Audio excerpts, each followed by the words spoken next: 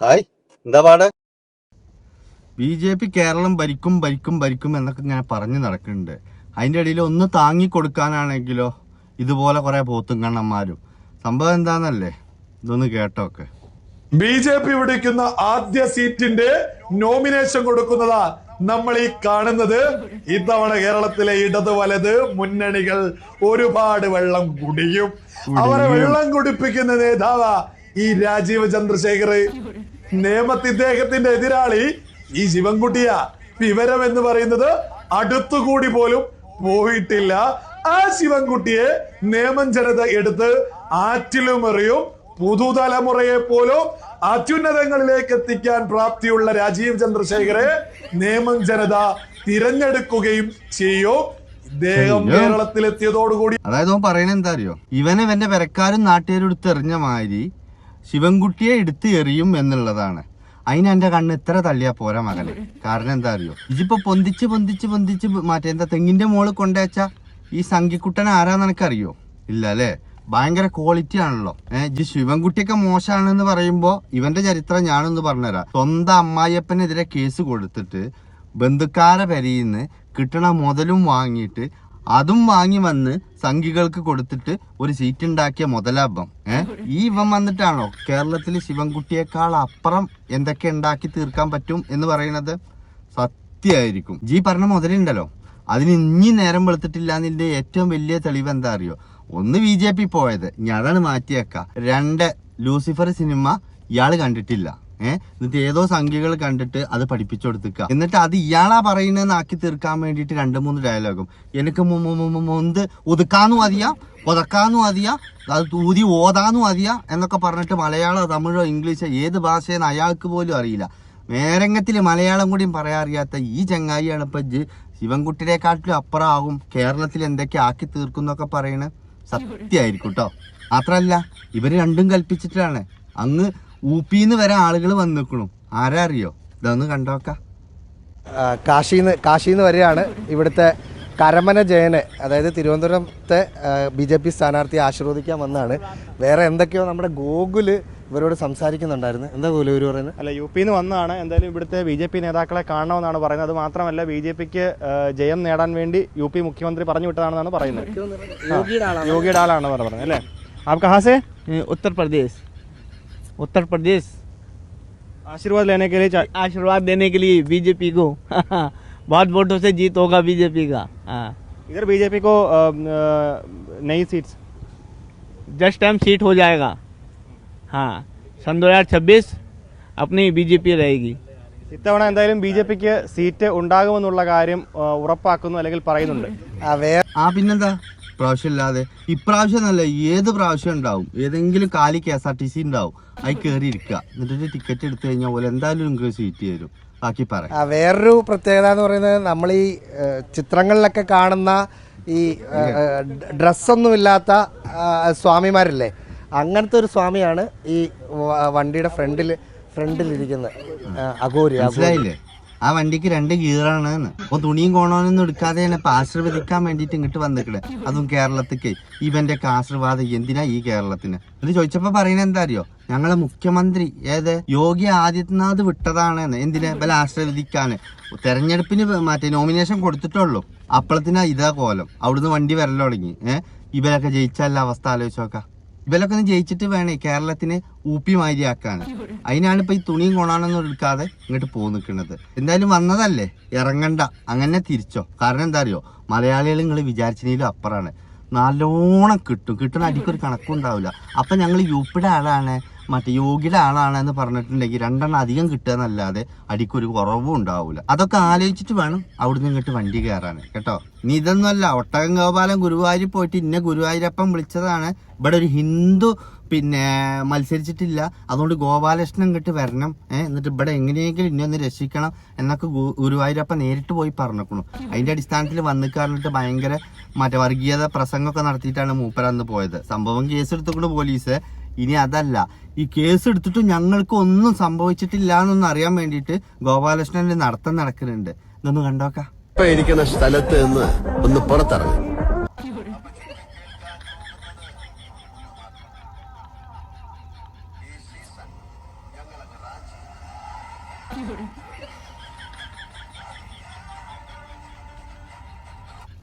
സംഭവമൊക്കെ കൊള്ളട്ടോ ഗോപാല, അന്നോടാണ്. സംഭവമൊക്കെ കൊള്ളാം, നല്ല കളറായിക്കണു. ആ നടത്തം, ആ വരവ്, ആ ലുക്ക് എല്ലാം ഭയങ്കര സൂപ്പർ ആയിക്കണു. അതിലൊന്നും ഇവിടെ തർക്കമില്ല. ഇപ്പൊ ഈ മറ്റേ സ്ലോ മോഷനും ഈ നടത്തവും ഈ വെല്ലുവിളിയൊക്കെ അല്ലേ, ഞാൻ റിസൾട്ട് വന്നിട്ട് തോറ്റിരിക്കുമ്പോ എന്താ പറയണ്ടാവുക അറിയോ? അത് ഞാൻ വേണമെങ്കിൽ ഇപ്പൊ പറഞ്ഞുതരാം. തോൽവി എന്ന് പറഞ്ഞാൽ തോൽവി അല്ലല്ലോ, അത് തോൽപ്പിച്ചതല്ലേ. ആര്? ഇടതും വലതും. അവര് രണ്ടുപേരും ഒന്നാണ്. എന്നിട്ട് ഇടതിന്റെ വോട്ട് വലതിന് കൊടുത്തു, വലതിന്റെ വോട്ട് ഇടതിന് കൊടുത്തു. അതുകൊണ്ട് തോറ്റതാ ഞാൻ. അല്ലെങ്കിൽ ഗോപാലകൃഷ്ണനെ തോൽപ്പിക്കാൻ പറ്റുള്ളൂ? ഇതായിരിക്കും നീ പറയാം. കാരണം ഈ സ്ലോമോ ഒന്നും അപ്പം മൂപ്പരാൾക്ക് ഓർമ്മ ഉണ്ടാവൂല. ഇപ്പൊ അയാൾ ആ വണ്ടിയിൽ 2 കാര്യം ഉണ്ടാവുള്ളൂ. ഒന്ന് ചാണകം, ഒന്ന് മറ്റേ എങ്ങനെ വർഗീയത ഉണ്ടാക്കാം.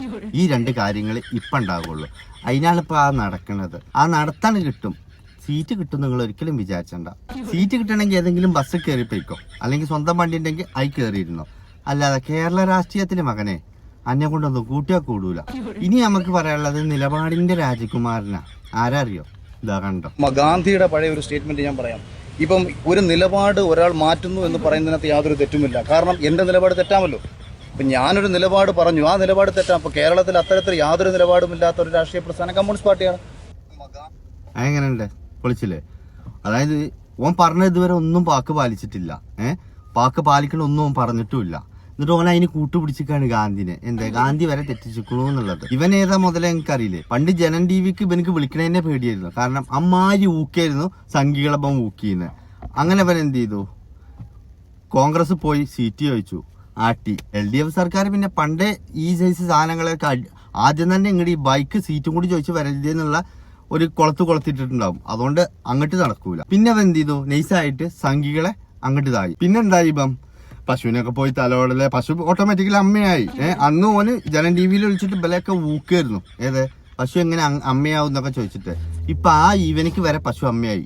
അതാണ് അധികാരവെറി. അതാണ് ഇപ്പൊ ചെയ്തുകൊണ്ടിരിക്കുന്നത്. അതിന് ഇവൻ കാണിച്ചു കൂട്ടുന്ന പട്ടിഷോ, റോട്ടിൽ കൂടെ ഓടുക, ഓട്ടോറിക്ഷക്കാരെ കയ്യെ പിടിക്കുക, റോട്ടിൽ നിൽക്കുന്ന ആളുകളുടെ കയ്യെ പിടിക്കുക. ഇവന്റെ വിചാരം സകല മനുഷ്യന്മാരും ഈ ബിഗ് ബോസ് കാണുന്ന ആളുകളാണെന്നാണ്.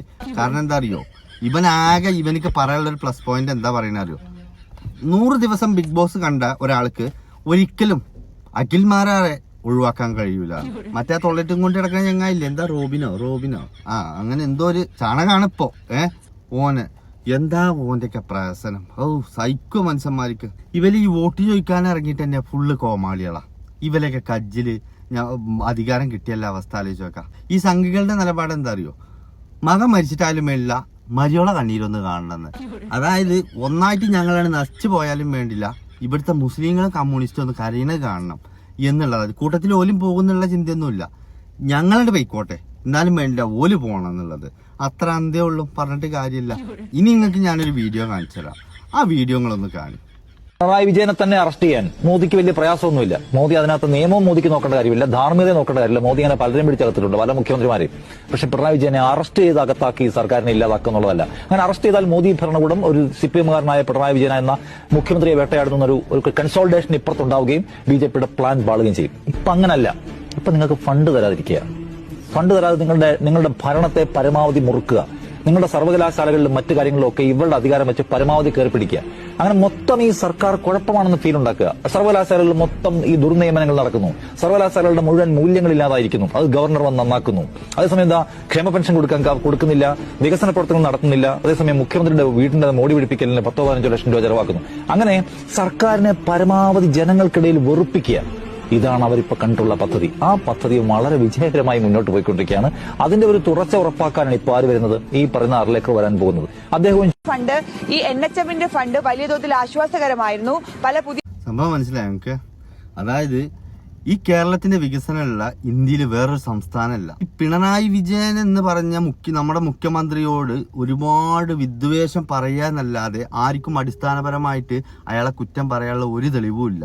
അയാൾ എന്തൊക്കെ ചെയ്താലും ശരി, അയാളുടെ പ്രശ്നം എന്താ അറിയോ? അതായത് ഈ പിണറായി വിജയൻ എന്ന് പറഞ്ഞ നമ്മുടെ മുഖ്യമന്ത്രിയുടെ പ്രശ്നം എന്താ അറിയോ? അയാളെ പാട്ട് സീനിൽ കിട്ടണില്ല. എങ്ങനെ കൊഞ്ചാനും കുഴയാനും മറ്റേ സല്ലപിക്കാനും ഇതിനൊന്നും കിട്ടുന്നില്ല. അയാളിരിക്കുന്ന സ്ഥാനത്തെ കുറിച്ചിട്ട് അയാൾക്ക് നല്ല ഉത്തമ ബോധ്യമുണ്ട്. ഇപ്പോ മറ്റേ നമ്മുടെ വയനാട് സംഭവം ഉണ്ടായി. ഒരുപാട് ആളുകൾ മരിച്ചു. മറ്റേ ആ മണ്ണിടിച്ചിലും ഇതിലും അറിയാലോ. നരേന്ദ്രമോദി എന്ത് ചെയ്തു? വന്നു ഒരു കുട്ടിക്ക് ഒരു ഉമ്മയും കൊടുത്താൽ പോയി അല്ലേ? അവിടെ അത്ര വീടുണ്ടായി കൊടുക്കാൻ ഒരു രൂപ ഈ കേന്ദ്ര സർക്കാർ സഹായിച്ചോ? ഇല്ല. കേരള സർക്കാർ അത് ഭംഗിയാക്കിയാണ് ചെയ്തു കൊടുത്തു. പിന്നെ മാത്രമല്ല, ഇത് നിങ്ങൾ എന്തായാലും തീർച്ചയായിട്ടും കേൾക്കണം, ഈ 10 കൊല്ലം കൊണ്ട് 5 ലക്ഷം വീടാണ് പിണറായി സർക്കാർ ഉണ്ടായി കൊടുത്തത്. അങ്ങനെ കൂട്ടുമ്പോൾ ഓരോ 10 മിനിറ്റ് വെച്ച് കൂട്ടുമ്പോഴും ഓരോ വ്യക്തികൾക്കും ഓരോ വീട് കിട്ടിയിട്ടുണ്ട്. ഇങ്ങനെ ഒരു സർക്കാർ വേറെ ഏതാ?